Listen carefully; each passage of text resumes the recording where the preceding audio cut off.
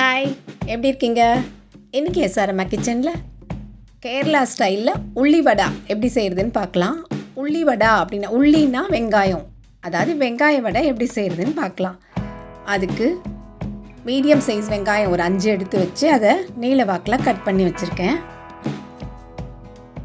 அப்புறம் என்னென்ன பொருள்லாம் தேவைன்னு பார்க்கலாம். 1 டீஸ்பூன் சோம்பு, 1/2 கப் மைதா, கருவேப்பிலை கட் பண்ணி வச்சுருக்கேன்.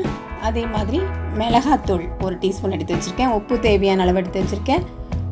3 பச்சை மிளகாய் கட் பண்ணி வச்சுருக்கேன். 1 அங்குலம் இஞ்சி கட் பண்ணி வச்சுருக்கேன்.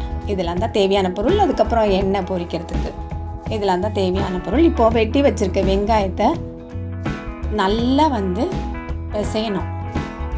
கொஞ்சம் கையில் அழுத்தம் கொடுத்து பிசையணும். என்னென்னா அதெல்லாம் தனித்தனியாக உதிர்ந்துடணும். வெட்டி வச்சுருக்க நீளமாக வெட்டி வச்சுருக்கிறது தனித்தனியாக உதிர்ந்து வந்துடணும். அதை நல்லா பிசையும் போது அது நல்லா சாஃப்டாக ஆகிடும். அது மாதிரி நல்லா பக்குவமாக பிசைஞ்சிக்கணும். இது கூட உப்பு சேர்த்து பிசைஞ்சிக்கலாம். கொஞ்சம் நல்லா அழுத்தி பிசைஞ்சு தனித்தனியாக பிரிச்சிடணும்.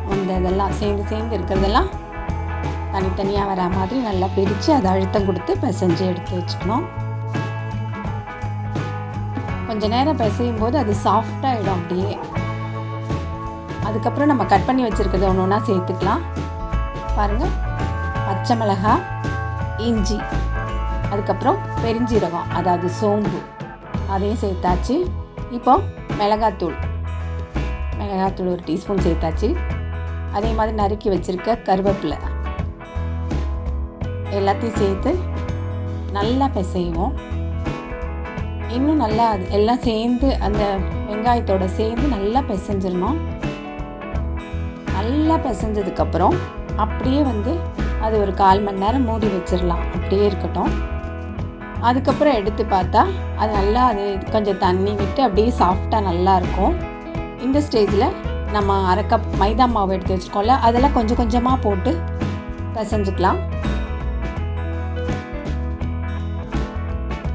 இது வெங்காயம்லாம் நல்லா சேர்ந்து வரணுங்கிறதுக்காக தான் இந்த மாவு போடுறது.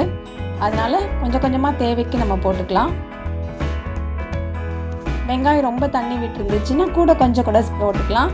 இல்லை போதும் அப்படின்னா போதுங்கிற அளவுக்கு நிறுத்திக்கலாம். ஆக மொத்தத்தில் 1/2 கப் எடுத்து வச்சுக்கிட்டு அதுக்கேற்ற மாதிரி நம்ம போட்டு பிசைஞ்சிக்கலாம். இந்த வெங்காயத்தை தட்டி போடுறதுக்கு வரணும், அதுக்கு தான் அந்த மாவு. சிலர் கடலை மாவு, அரிசி மாவு கலந்து செய்வாங்க. மைதா பிடிக்காதவங்க கோதுமை செய்வாங்க. ஆனால் ஒரிஜினல் கேரளா ஸ்டைல் உள்ளி வடை அப்படின்னா இது மைதா தான் சேர்க்கணும். இப்போ பக்குவமாக பிசைஞ்சாச்சு. இப்போ கேஸ் ஸ்டவ் ஆன் பண்ணி ஒரு பேன் வச்சு எண்ணெய் ஊற்றிக்கலாம். எண்ணெய் நல்லா காயட்டும். எண்ணெய் காஞ்சதுக்கப்புறம் நம்ம பிசைஞ்சு வச்சுருக்க அந்த வெங்காய மிக்ஸை அப்படியே வடை மாதிரி தட்டி போட்டுக்கலாம். இல்லைன்னா ரவுண்டாக கூட போட்டுக்கலாம், போண்டா மாதிரியும் போட்டுக்கலாம். இல்லைன்னா அப்படியே உதுத்து விட்டு அந்த மாதிரி பக்கோடா மாதிரியும் செய்யலாம். இது ரொம்ப நல்லா டேஸ்ட்டாக இருக்கும். இது வெங்காய வாசனை தான் தூக்கலாக இருக்கும். இது பிசையும் போதே அந்த வடையோட வாசனை வந்துடும். அந்த அளவுக்கு வெங்காயம் வாசனை தான் இது தூக்கலாக இருக்கணும். மாவு ஜாஸ்தி சேர்த்துட்டோம் அப்படின்னா அந்த மாவோட வாசனை தான் அது டாமினேட் பண்ணும். அதனால் வெங்காயம் நல்லா வரணும். அதுதான் உள்ளி வடை.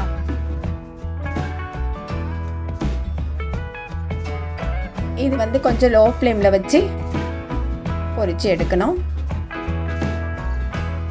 வெங்காயம் நல்லா பொன்னிறமாக வெந்துடணும். நல்லா அது கிறிஸ்பியாக இருக்கும், நல்லாயிருக்கும், சாப்பிடவே ரொம்ப நல்லாயிருக்கும். நம்ம ரோட் சைட்லலாம் பார்த்துருப்போம், அப்படியே மணக்க இருக்கும். அந்த வடை தான் இது. சாப்பிட்டு பார்த்தா ரொம்ப டேஸ்ட்டாக இருக்கும்.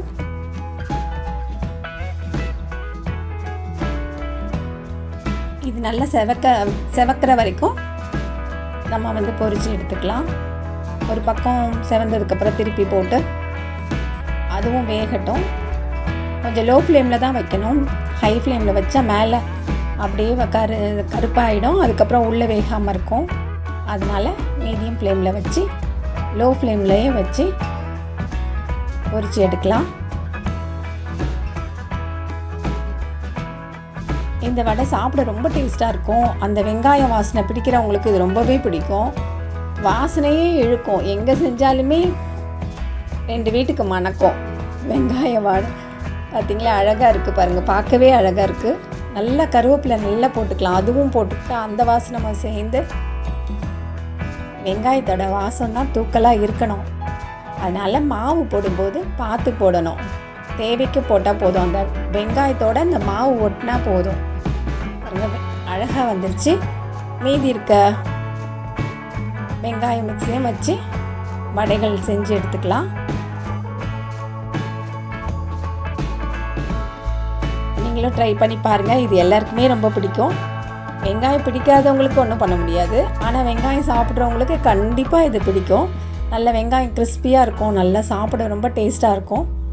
செஞ்சு பார்த்துட்டு பிடிச்சிருந்ததுன்னா கமெண்ட் பண்ணுங்கள், லைக் பண்ணுங்கள், ஷேர் பண்ணுங்கள். இன்னும் எஸ்ஆர் அம்மா கிச்சனை சப்ஸ்கிரைப் பண்ணாதவங்க சப்ஸ்கிரைப் பண்ணுங்கள். நன்றி, வணக்கம்.